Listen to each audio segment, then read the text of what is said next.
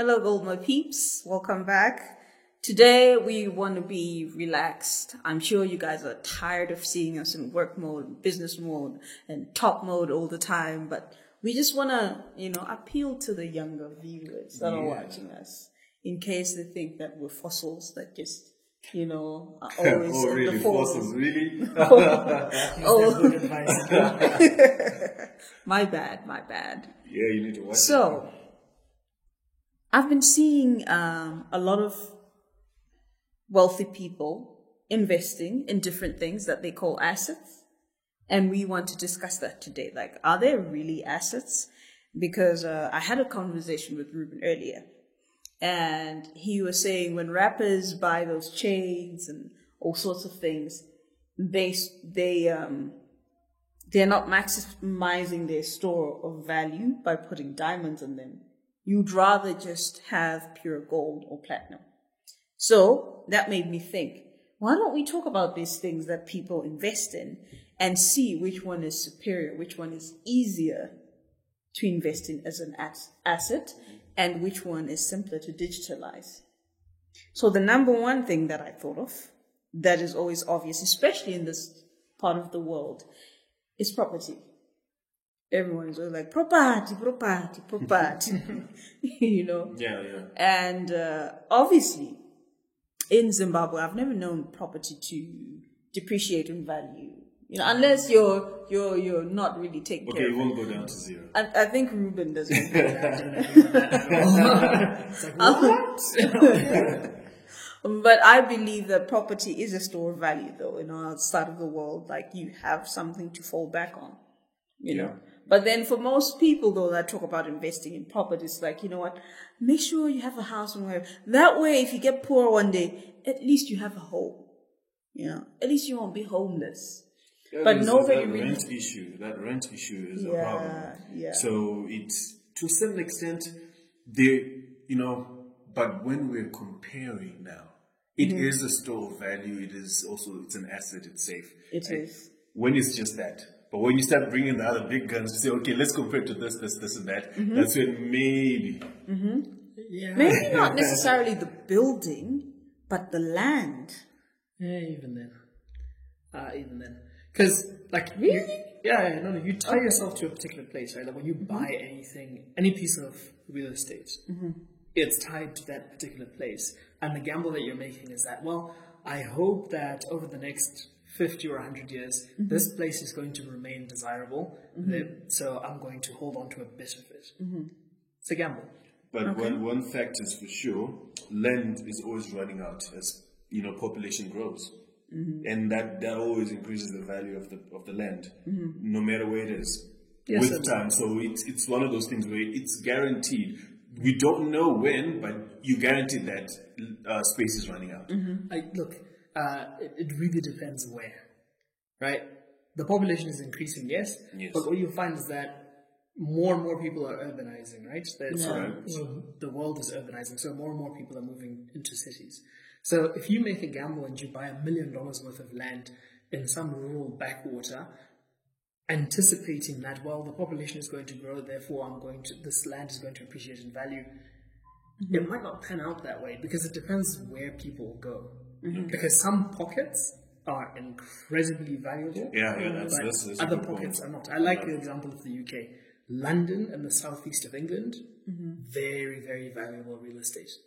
Were they valuable before? Expensive. Before to live the there, right? concentration. Before the concentration. Well, I mean, it's been valuable ever since the Romans marched into the UK. So, it wasn't the UK then, but into the British Isles. So, that's been valuable. But London has continued to be a desirable place for a long period of time, right? So I'm just saying that you don't want to make a blanket rule and sort of say, well, land is a surefire investment. Yeah, but it depends land where. Okay, I guess. And I think the other thing that people ignore is you have to use it for something. If you're saying, I want to invest in property, if you're going to buy it and just sit on it for years, I think that's when you get a situation that you're talking about. No, but if you're really good at that but think about it. If I buy a small house in the hood, right? Okay, maybe not in the hood, but a small flat in town where it's desirable for a lot of people because it's closer to amenities, right? And then I renovate it, make it really desirable, and then I turn it into an Airbnb. Then it's giving me returns. Yeah. It's not just sitting there. And with property, if you don't maintain it, it just dilapidates. Yeah. And I also like what Ruben says, location, right? Mm-hmm. So it all depends what you want to do with that location. Yeah. If you go to a place where there's no activity and whatnot, you can use it for something. You can farm on the land if the government regulates you to do that. Whatever you can do. But I know that's a good store of value right now. Right now, at the moment. That's what I think. So the reason why I say that it isn't is because you always have to tie it back to the financial system, right? Yeah. So the example of London and the Southeast, it is what it is because the banking sector in the UK continuously pumps new credit directed at that, right? And then because they do, you get Russian oligarchs who come in with their money because they're seeing the property prices go up, so they also come in with their money. So the end result is this huge speculative sort of bubble. Mm-hmm. So it depends where you're, not only where you're buying, but when you're buying. Because let's say here in Zimbabwe, 2009, we have the US dollar being brought into the currency. It becomes the legal tender, right? Yeah. People borrow money like no man's business. Oh, yeah. And property prices shoot through the roof. Mm-hmm. There's a time when you would get, there were nice houses, but I didn't know if they were worth that much. They're going over $1 million, right? Yeah. So if you bought at that point in time, saying that, well, I had a successful year in business or whatever, and you have $1 million sitting in cash, you buy this house trying to store your value that way. Bad luck. It's a bad move because now those houses are going for $600,000-700,000. So yeah, you gotta know when you sort of need to know the cycles and how things are going, and is this price that's real value or is it inflated? Is it bubbles? And what do you have to pay attention to all those things? And you need to have some sort of fortune telling abilities, not fortune telling, but being very good at speculating. Yeah, that's what I'm saying. It's a gamble. It's speculation. I think this is where I don't really feel that housing is a store of value. Okay. I think real estate, housing, whatever, is a gamble.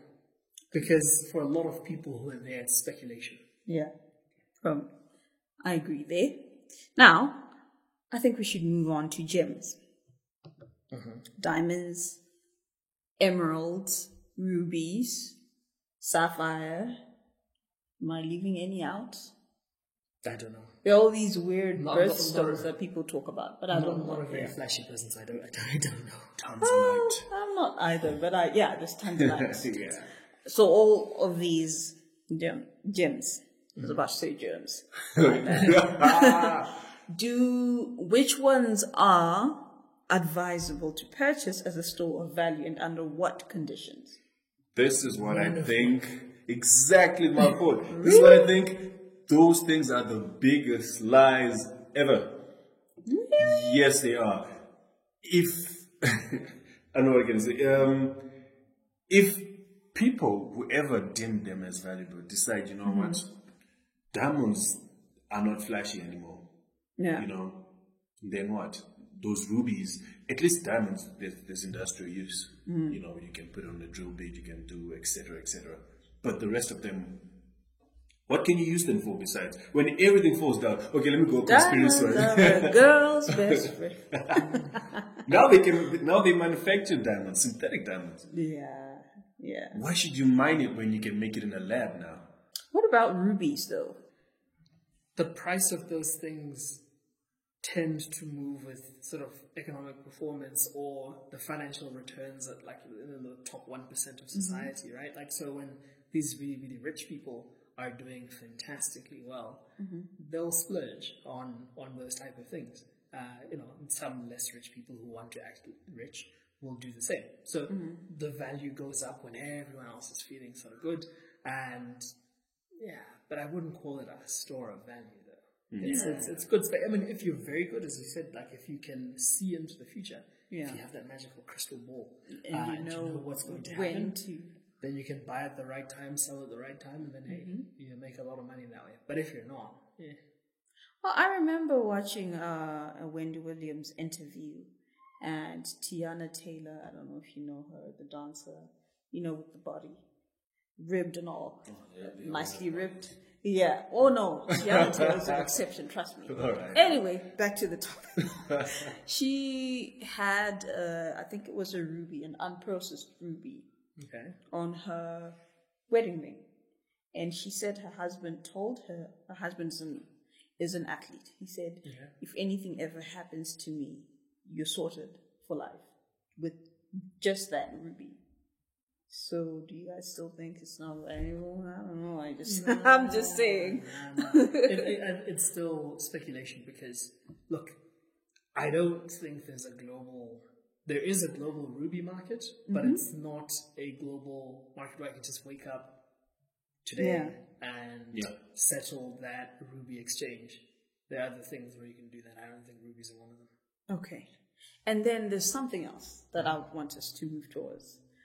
This is something that I appreciate, but not like the fanatics. Okay. Art as a store of value.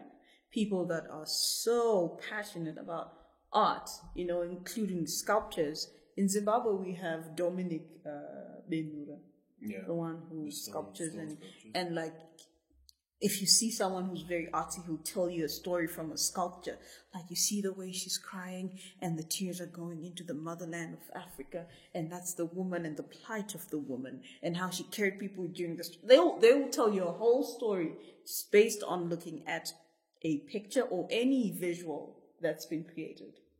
And a lot of rich people buy those things. I mean, that's why people talk about Picasso, Monet, that's why people value the Mona Lisa and all sorts of artworks. Do you really think it has that value, or it's still just a bubble? Speculation again. I have a pretty hard definition. Look, those things, again, are tied to the financial performance, how people are doing at the top echelons of society. It's not, it could be, but it has not been a great store of value. But I am aware that people do that, that they sort of believe that, well, let me diversify the portfolio. I own precious metals, I own all these other things, and then, hey, this painting. Some people, I don't know if they're really well guided or if they're doing that. Here's the problem again. It's let's imagine catastrophe. Something horrible has happened, and you have to move your gigantic painting. Worse yet, your lovely sculpture. It weighs like 300 kilograms or something like that. And you have to move it somewhere else, make sure that it's not broken, so as to sell it to someone else. Yeah. You know how, I imagine, at an art sale.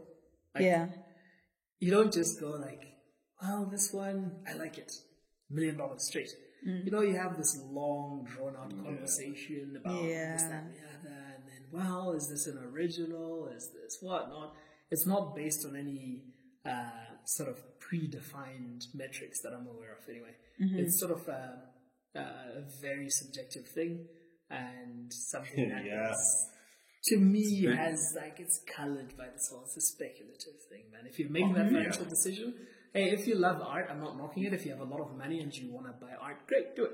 It's lovely. If you have an original Van Gogh, that's wonderful. Welcome to success. You can afford it, right? Points to you. But if you're making that decision financially, it cannot be a large portion of your portfolio. It could be like a little gamble that you can make at the fringes of your portfolio, but not right at the center. Okay. I'll be frank. I'll be straight out. I don't understand art, so I will not even say, hey, art, nah, or art, yay. But one thing I did understand from what you guys were saying is, you said rich people buy it. Yeah. You said if you're rich, you can buy it.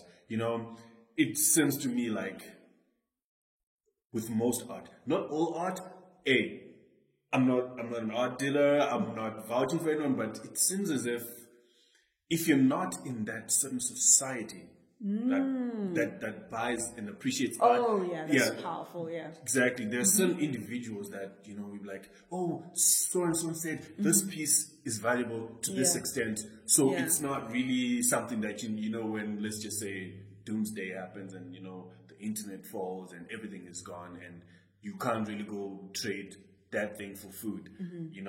I mean, you can trade gold.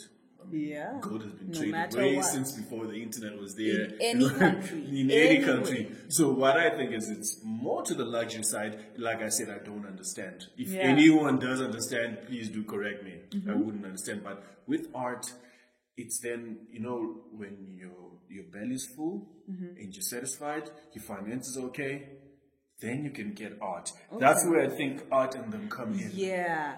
I think I like what you're saying, that it's sort of attached to the social norms of that particular class. And there is a phenomenon called high culture, where there are certain things that are a part of that high culture. Like, for example, going to the opera. How many have been there? Okay, I haven't. But it's something, it's not necessarily that people enjoy it, but because it's a part of a high culture, people actually get it, that are a part of that culture. If you see people crying at the end of the song when the woman goes, whoa, and then she'll tell you, oh no, she's now singing for her freedom. And I'm like, what? I don't understand that. I understand movies. I understand comedy, right? It's a part of my culture. So I think art comes with that. Yeah. Because even if you look at opera tickets themselves, they're very expensive. It's not a cheap thing to attend. Yeah. And so is art. Some would argue that there is cheaper art. There's, there's punk art, it just depends, but in the sense that we're saying assets. It's not really I'll pull back. Okay.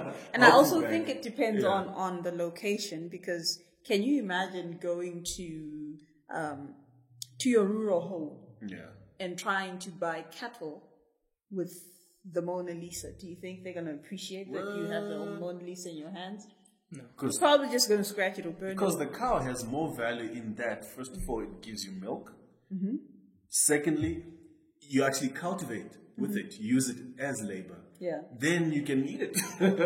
So it's important. But if it's gold, if I say, hi, I need 5 cattle, I have an ounce of gold. You know what you can do with it. You know what you can do with it. So adaptability is something that we cannot run away from. Yeah, true. Keeps coming up. And one other thing, in art, I've noticed one thing, because Zim is it's a big art country. Stone sculptures were basically born in Zimbabwe. Yeah. So I've noticed people come from Germany, buy the sculpture here for $20. Go back to Germany and sell it for $20,000. Oh yeah. So there's 2 different paradigms here. Yeah. The value the of appreciation is there. The appreciation is more that side than where it's actually Yeah. But now with gold, we still mine it in Zimbabwe. They're not going to buy it for $20 and sell it for $20,000 there. Yeah. It's universal. Everyone knows the value of gold. Yeah. Still on art, there's something that I noticed rich people value. Not just rich people, but people in general. Vintage collectibles. There's a part in one of Jay-Z's songs where he says that's a Raspberry Beret, the kind you find in a second-hand store, and it's a vintage piece. Why do people value vintage pieces? I know that you want to keep history with you, but would you say it's an asset? Like, I'm just going to keep my vinyl radio player because, you know, in 50 years' time, make $1 million out of it or whatever. No, I think all of these things, all the things that we've been talking about so far, largely it is something that appeals to a particular community, rich or not. There are people who appreciate Ferraris. So, you know, there's probably a 1959 Ferrari. If I say 1959 Ferrari, there might be someone who says, oh yeah, there's this particular Ferrari, and they'll tell you an incredible history about how Enzo Ferrari, I don't know if we're still alive then, but anyway, how he developed this, that, and there's a particular story to it. So all of these things are great if you happen to be in those circles, if you're in that group of people who appreciate it. So if you, I still call it speculation, but if you are very, very well informed, and if you know how things go, or like, you know, when this thing is going to be valuable, when it isn't. I'll take like a strange example. There's the Mercedes-Benz 190E. Not a lot of them were made. The more common ones, this is from like late 80s, I think. Was it late 70s or early 80s? Forget, but between the 70s and 80s, that's when it was made. There weren't a lot of them made. I think there's a rallying history with them. So now they're very, very valuable. Last but not least. Better be good. Gold. Boom. Oh, yeah. Of course. Go. Oh, yeah. Who wants to go first? Gold is the ultimate store of value. Look. Thousands of years. Gold, yeah. Come on, man. You know. What if someone says, yeah, you guys are just saying that because you guys mine gold. So like, yeah, what would you say? Well, I mean, look, central banks in the world deal in gold. Governments, gold reserves. They don't have Mona Lisa reserves. Oh my God. Highlight of this discussion for me, guys. That's the thing, right? Like gold has that history. Gold, I think if we look into the future, I don't need to sort of predict. I don't need to be a wizard of some sort. But I think gold is going to be there. And it is, you know, it's going to continue to play its role financially. So this is an interesting thing. You might ask, why gold? Why not platinum? But you know, it's a history thing. I believe that gold has been, you know, over time has been understood to be a financial sort of instrument. Well, not financial instrument, but it's a you can use it financially. Platinum, I think if you look at the price per ounce, is actually more than gold. But although you can get platinum bullion, it's more directed towards industrial applications, you know, more so than gold. And I think gold is just... It's prettier. Gold is pretty. What about chrome, guys? What about silver? What about asbestos? What about copper? Okay, not to insult people, but I know people look down upon these metals like, you're mining copper. Really? Oh, like if they're very important. It is important. But like when people look at you, when you say, no, they're just thinking zinc. What the hell am I doing with zinc? But people don't know you need it in medicine. To actually have value from copper. Tons and tons of it to have value out of it. And just holding it, you can't hold copper. It has to be used industrially for it to have that value. You need to make pipes out of it. You need to do... It's a superconductor. It's a good conductor. See, that's the thing with a lot of these metals that you were mentioning as well, is that their value comes from industrial applications. Primarily from industrial application. The problem with that, though, is when technology moves, it seriously affects the price. So copper, for example, let's take two examples. Telecommunications. You know, like the national telephone infrastructure was based around copper wires. Copper wires, But fiber optic cables came to play. Dented that. Copper pipes. Now there's PVC pipes that are being used in modern construction. So the price is going to be, you know, it's going to take a hit because of those changes in industry. So I don't rate those other metals very well. Sorry, copper miners, we're not knocking your business. Because I mean, gold used to be in they used to like in the jet engines. there's some components that used to be coated with gold. They're no longer because there are other alloys because it was expensive, but it still has its value.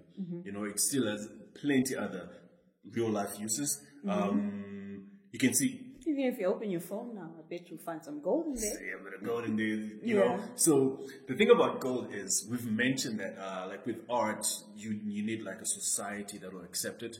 Gold has everything. Is all of that. There are societies that appreciate gold. You know, me, I think, you know, if there's a club around here that, you know, the Gold Lovers Club, I would join that club. There are plenty of clubs like that.